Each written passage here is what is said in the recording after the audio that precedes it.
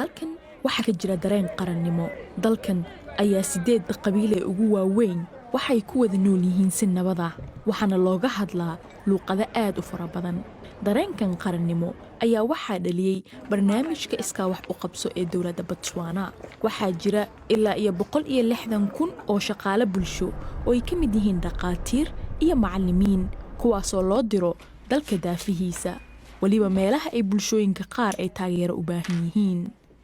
barnaamijkan ayaa soo socday 10 sano shaqaalaha ayaana meelo kala duwan loo diraa waraaqdayda markaan helay waxaa ku qornaa hukunti halkaasi waa xaggee runtii waan ooyey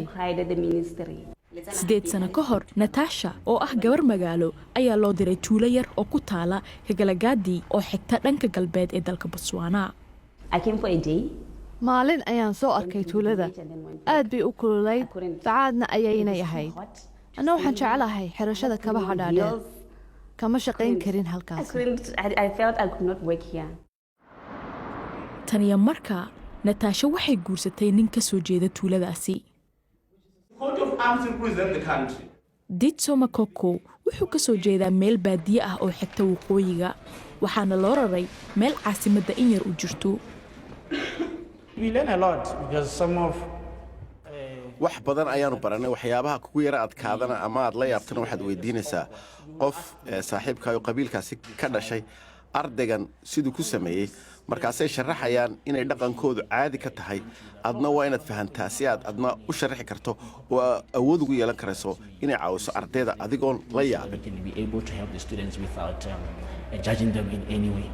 Ditso waxaa lala dejiyay qoys haweenay macallimada iyo carruurteeda oo ku nool bartamaha Botswana caadiyan dadkani weligood isma baran lahayn balse hadda waxay yihiin sidii qoys oo kale dhanka kale dadka dhaleecaynaya oo lahan ayaa sheegaya dadka qoysaska ah in mararka qaar la kala geeyo iyadoo dadka isqaba meelo aad u kala fog loo diro hase yeeshee ololahan sidoo kale wuxuu isku soo dhaweeyay dhaqamo kala duwan horseedayna isfaham iyo isu dulqaadasho dadka Botswana oo dhan